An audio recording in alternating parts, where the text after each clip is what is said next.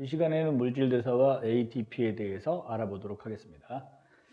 자, 물질대사, 동화작용, 이화작용 이렇게 두 가지 있는 거죠. 먼저 정의를 살펴보면 생물체 내에서 일어나는 화학 반응을 우리가 물질대사라고 하고, 그리고 에너지의 출입이 수반되기 때문에 에너지의 출입이 함께 일어나기 때문에 에너지 대사라고도 부릅니다.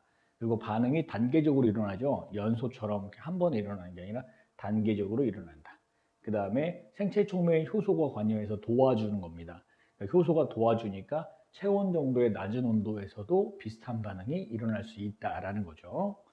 자, 하나씩 살펴봅시다. 먼저 동화작용이에요. 현재 그래프 보시니까 동화작용이죠. 자, 저분자 물질이 고분자 물질로 되어지는 거. 이게 동화작용인데 저분자 물질 작은 분자가 고분자 물질 큰 분자로 변하는 걸 우리가 동화작용이라고 불러요. 저분자 물질 우리가 뭐라고도 불렀냐면 무기물이 고분자 물질, 유기물로 변하는 과정이라고 보아도 동화작용의 설명이라 하겠습니다. 그리고요, 에너지가 흡수되니까 흡열 반응이다라고 하는데 먼저 이 그래프를 보시면 반응물이 작은 에너지를 가지고 있었는데 생성물이 가진 에너지가 커요.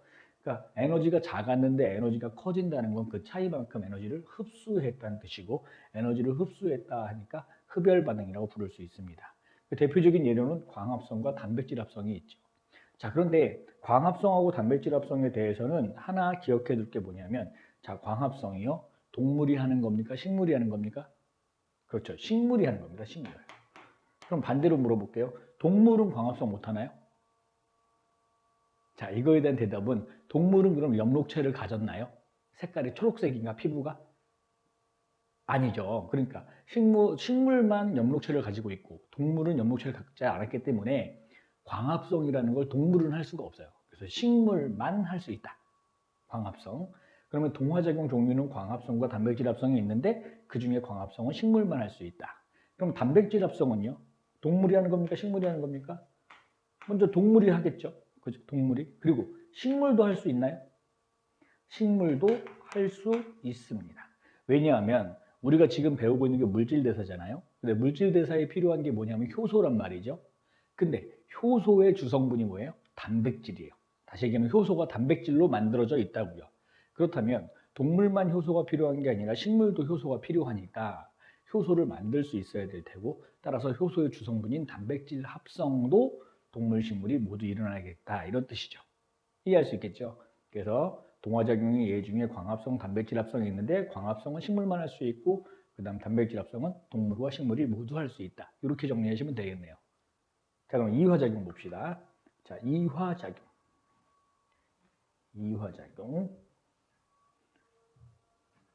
이화작용을 보니까 동화작용과 반대로 고분자 물질이 저분자 물질로 되는 거예요. 고분자 물질 뭐라고도 부르죠? 유기물. 그리고 저분자 물질, 무기물. 그러니까 유기물이 무기물로 변하는 과정을 우리가 이화 과정이라고 부를 수 있겠다.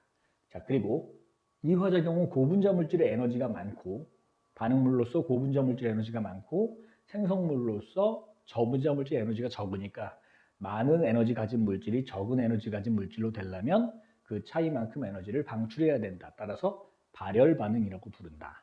그리고 이화작용의 대표적인 예가 세포호흡과 영양소의 소화인데요. 세포호흡 누가 하는 거예요? 세포호흡 동물이 합니까? 식물이 합니까? 다시 세포호흡이라는 게 에너지를 만들어내는 과정이니까 동물한테 에너지가 필요해요? 식물한테 에너지가 필요해요? 둘 다 필요하죠. 그래서 세포호흡은 동물한테서도 일어나고 식물한테서도 일어나고, 혹시 세균한테서는요? 다시 세균이 생물인가요? 세균이 생물이라면 생물이기 때문에 그래서 세포호흡을 할 수 있죠. 모든 생물은 세포호흡을 합니다. 자, 그런데 영양소의 소화는 어떤가요? 영양소의 소화를 동물이 해요? 식물이 해요? 자, 소화는 이제 뒤에 배우겠지만 소화라는 말은 섭취한 영양소가 세포 내로 흡수될 수 있는 크기로 잘게 잘리는, 분해되는 과정을 얘기하거든요. 그렇다면 소화작용이 일어나려면 무언가를 섭취해야만 소화작용이 필요할 텐데, 식물 같은 경우는 독립영양생물이라고 해서 식물은 스스로 양분을 만들어내니까 무언가 섭취할 필요가 없죠. 그러면 양분을 스스로 못 만드는 누구만? 못 만드는 동물만 영양소를 섭취해야 하고, 따라서 소화 과정이 필요하다, 이렇게 보는 겁니다. 따라서 소화 과정은 누구만 할 수 있다? 동물만 할 수 있다. 일부 식충식물들, 벌레잡이, 동풀, 끈끈이 죽어 파리 지옥 이런 애들은 소화할 수 있는 기능이 있긴 한데 그건 이제 예외적인 거고 일단 기본적으로 소화는 동물만 할 수 있다라고 정리해 두시면 되겠습니다. 자, 한 번 더 봅시다. 동화작용과 이화작용에 대한 그림이 나왔네요. 자, 동화작용, 이화작용 한 번에 보니까 아래쪽에 저분자 물질, 위쪽에 고분자 물질이 있고 저분자 물질이 고분자 물질로 변하기 위해서 에너지를 흡수하고 그래서 저분자, 고분자로 합성되는 과정을 우리가 동화 과정이라고 부르고요. 고분자 물질이 저분자 물질로 이렇게 분해되는 거 요걸 이화작용이라고 부르고 그때는 발열 반응인데 가장 중요한 거 동화작용이나 이화작용을 물질대사라고 부르려면 반드시 누가 관여해야 하고 효소가 관여해야 하고 그래서 효소가 관여하지 않는 반응은 물질대사라고 부르지 않고 효소가 관여해야만 물질대사라고 부를 수 있다. 이렇게 정리하면 되겠죠. 자, 그러면 ATP라는 것도 한번 봅시다. ATP요. ATP 영어로는 아데노신 트리포스페이트라고 부르고요. ATP 아데노신 디포스페이트라고 부르는데 여기서 트리라고 하는 게 세 개라는 뜻이거든요. 그러니까 포스페이트가 세 개 붙어 있다. 포스페이트가 인산기거든요. 그러니까 인산이 세 개 붙은 아데노신 이런 뜻이고 ADP라고 하는 건 디포스페이트 아데노신에 인산기 포스페이트가 두 개 붙어 있는 거 이런 뜻이에요. 그러면 이 둘 중에서는 누가 더 고분자일까? ATP, ADP 중에서는 ATP가 더 고분자겠죠. 세 개 붙었으니까. 그래서 ADP가 ATP로 될 때 에너지를 흡수해야 하고요. ATP가 ADP로 될 때 에너지를 방출하게 되죠. 그래서 다시 여기 왼쪽에 세 개 붙어 있는 인산기 P가 세 개 붙어 있는 ATP가 있고 오른쪽에 ADP가 있는데 ATP가 ADP로 변하는 과정에서 상대적으로 고분자, 상대적으로 저분자니까 에너지가 방출되게 되고 이 에너지를 우리가 이용하게 되는 거죠. ATP가 ADP로 변할 때 에너지. 그렇다면 어디에 들어있는 에너지였을 거냐 하면 여기요. 여기요. 두 그림을 다른 데를 보면 지금 여기가 다르죠? 여기는 떨어져 있고 여기는 붙어 있잖아요. 그러니까 요 사이에 들어있던 에너지가 우리가 이용할 수 있는 에너지다 이런 뜻이네요. 그러면 이 에너지를 뭐라고 하냐면 고에너지 인산 결합에 들어있던 에너지라고 하니까 ATP가 가지는 에너지는 결국 고에너지 인산 결합 요 두 군데 가지고 있고요. ADP가 가진 에너지는 여기 고에너지 인산 결합이 하나 있으니까 여기에서만 있습니다. 하나 조심할 거요. ATP에서 PP 사이 고에너지 인산 결합, 또 PP 사이 여기 고에너지 인산 결합. 근데 여기는요. 여기는 염기하고 인산 사이니까 당과 인산 사이니까 요건 고에너지 인산 결합 아니에요. PP 요 사이만 고에너지 인산 결합이 되는 거죠. 이거 이해할 수 있겠죠? 그래서 고에너지 인산 결합을 ATP는 두 개를 가지고 있고 ADP는 하나만 가지고 있다. 이렇게 정리하시면 되겠고 하나 더 ATP의 요 당의 이름 알아두세요. 리보스라고 하는 당을 가졌습니다. ADP도 역시 리보스라고 하는 당을 가졌는데 가끔 문제에 나올 수 있으니까 알아둡시다.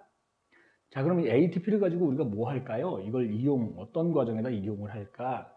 이제 왼쪽에는 이제 세포호흡 과정, 미토콘드리아가 포도당 산소를 받아서 이산화탄소와 물로 바꾸는 분해하는 세포호흡 과정이 나와 있는데 이때 이 세포호흡 과정에 나온 에너지가 100%라면 그 100% 에너지 중에서 어디로? 열 에너지로 그냥 버려지는 게 이게 한 60% 정도 대략. 그리고 ATP에 저장되는 에너지가 40% 정도 저장된다고 보면 되겠습니다. 실제로 그럼 우리가 사용하는 에너지 효율이라고 하는 건 섭취한 영양소가 가진 에너지 중에 나에게 유용하게 바뀐 에너지를 그 비율을 에너지 효율이라고 하니까 실제로 가지고 있어 포도당이 가진 에너지가 100일 때 사람한테 유용한 에너지는 40%. 그러니까 사람은 포도당을 가지고 세포호흡을 했을 때 효율은 40% 정도 보는 거예요. 그럼 그 에너지를 가지고 뭐 할 때 써요? 이렇게 말할 때 정신활동, 체온 유지, 근육 운동, 생장, 자라고 키 크고 이런 거에다가 쓸 수 있습니다. 물론 이제 사람이 아니라면 뭐 전기뱀장어 같은 경우에 발전에다 쓰겠고요. 반딧불 같은 경우에 발광에다가 쓸 수 있겠죠. 생물이 살아가는데 가장 중요한 에너지 저장 형태는 ATP다라고 보면 되겠습니다.